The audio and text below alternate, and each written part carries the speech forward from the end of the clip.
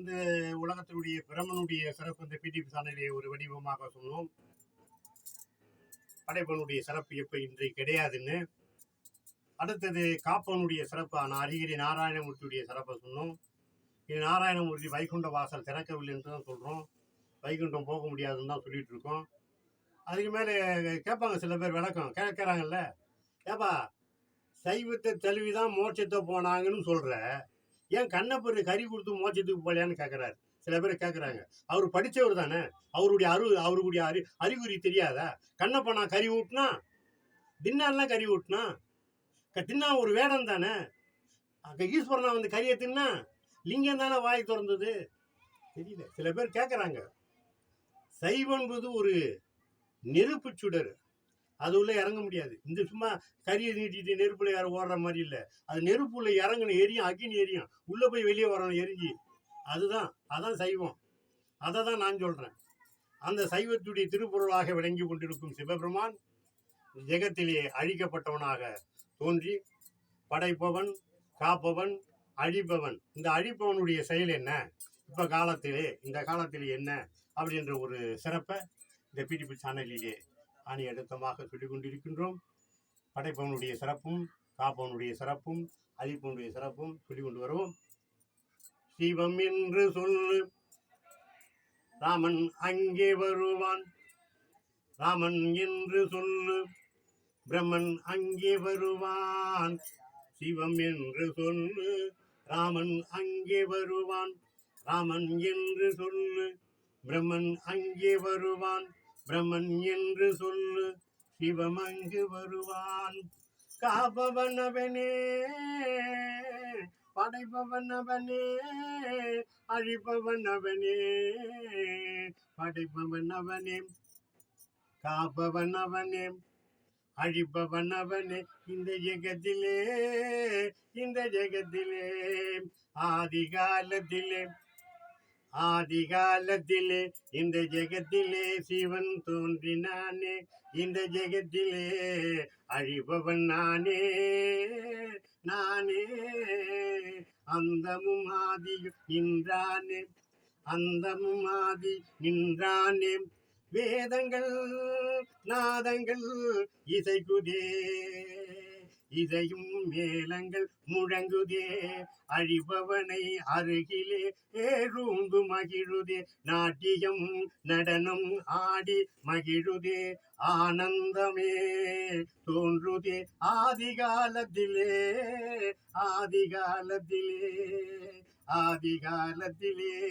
சிவனே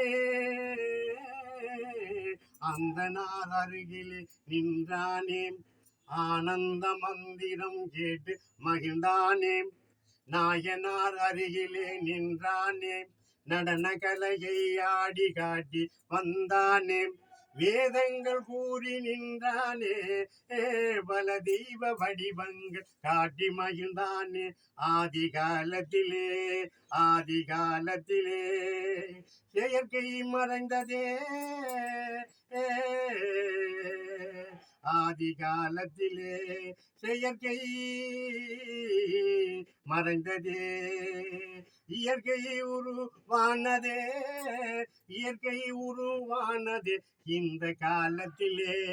இயற்கை உருவானதே இந்த காலத்திலே.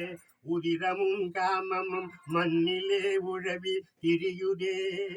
உதிரமும் காமமும் மண்ணிலே உழவி உதிர்ந்து திரியுதே. அதர்மம் பெருகி ஆடுதே. சைவம் மறைந்து போகுதே. அசைவம் ஆட்டம் போடுதே. காமபேய் அலைந்து திரியுதே. கண்ட இடமெல்லாம் காட்சி அழிக்குதே. தெய்வம் பல மறைந்து ஓடுதே. இதையே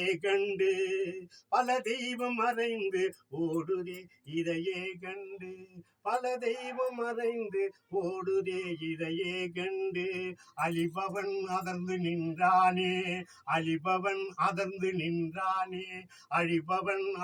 நின்றானே. ஆதி காலத்திலே சிவம் என்று சொல்லு. ராமன் அங்கே வருவான், ராமன் என்று சொல்லு. பிரம்மன் அங்கே வருவான், படைப்பவன் அவனே, காப்பவன் அவனே, அழிப்பவன் அவனே. மூவரும் உலகத்திலே நிறைந்து நின்றானே, இந்த மூவரும் உலகத்திலே நிறைந்து நின்றானே. இந்த பிபி சேனலிலே படைப்பனுடைய பெருமையும், அழிப்பனுடைய பெருமையும், காப்பனுடைய பெருமையும் பெருமையாக சொன்னோம். இந்த அழிப்பனுடைய பெருமை இந்த காலத்திலே சிவம் என்று சொல்லு என்றான். சிவம் என்று இந்த காலத்திலே பார்த்தீங்கன்னா காம பேய உலகத்தில் இருந்து உதிரமும் காமமும் விந்தும் மண்ணிலே விளைந்து என்ன செய்ய முடியும்? அழிப்பனால் என்ன செய்ய முடியும்? சுடலை வனத்தை சுற்றி கொண்டிருக்கும் இந்த சுடலை வனமே சுடலையே வீடாகிவிட்டு கட்டியிருக்கிறார்கள். இந்த வேளச்சேரியில பார்த்தீங்கன்னா இந்த போய் இப்படி திரும்பும்போது செக் போட்ட தன்மைனா இப்படி ஒரு டன்னு போகும்.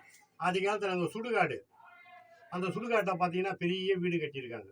அதை கண்டு நான் மகிழ்மைப்படுறேன். என்னடா இது சுடுகாட்டில் இவ்வளோ பெரிய வீடு கட்டியிருக்கேன். அதனால அடிப்பொண்ணுக்கு வேலை இல்லை, சுடுகாடே வீடை சுடணும். சுடலை என்பது என்ன? சிவனுடைய திருக்கோயில். கோயிலை விட அது பெரிய கோயில். அந்த கோயிலெல்லாம் இப்போ வீடாகி போகுது. அவன் சிவன் எங்கே இருப்பான்? எங்கே இருப்பான்? மறுபடியும் இந்த இயற்கை வரும். இந்த இயற்கை வந்தால் படைப்பவனும் காப்பவனும் அடிப்பவனும் மூவரும் இந்த ஜெகத்தை வருவார்கள். இப்போ இந்த மூவரும் ஜெகத்தில் இல்லைன்று ஆணி எழுத்தமாக சொல்கிறேன். இதை ஏற்றுக்கொண்டால் ஏற்றுக்கொள்ளுங்கள், இது தவறு என்றால் என்னை ஆட்கொள்ளுங்கள். ஏன்னா இது கேட்குறாங்க. என்ன கேட்குறாங்கன்னா, இதுக்கு என்ன, இது என்னப்பா இது, இது அடுத்த அர்த்தம் என்ன இது அப்படின்னு கேட்குறாங்க. அவங்களுக்கு தெரியாதா? ஒரு கருவை உருவாக்குறான், ஒரு கருவை அழிக்கிறான். பிரம்மனுடைய படைப்பு என்ன? பிரம்மனுடைய படைப்புன்னு தானே விதி. விதி எங்கே இருக்கு? அதுதான் விதி இருந்தால் தான் எல்லாமே. விதி இருந்தால் தான் தெய்வம், விதி இருந்தால் தான் கிரகம். இப்போ அடுத்தது கிரகத்தை பற்றி 9 கிரகத்துடைய சிறப்பு என்ன அப்படின்னு அடுத்த சேனலில் சொல்லுவோம். இதை மக்களே இந்த பிடிபி சேனலிலே இதை பாருங்கள், இதை பாருங்கள், எல்லாம் வரும். இப்போதான் சொன்னது இதை காம போய் அலைஞ்சு ஆடுது. அதனால இதெல்லாம் பார்க்க முடியாது, பார்க்க தோணாது. இதை பார்த்தோன்னே இதை தள்ள சொல்லும். அது உங்களுடைய பிரியம். ஆனால் அழிவு நிறைஞ்சிருச்சு. அதை தான் நான் சொல்ல முடியும். அதாவது ஆற்றல் வேணும்னா இறைவனுடைய வழிபாட போயிட்டு இருங்க, ஆற்றல் கிடைக்கும். மூர்த்தி ஆதிசக்தி நீலாம்பரி நாராயணி நமஸ்துதே நமஸ்துதே நமஸ்துதே. லைக் பண்ணுங்க, ஷேர் பண்ணுங்க, கமெண்ட் பண்ணுங்க, சப்ஸ்கிரைப்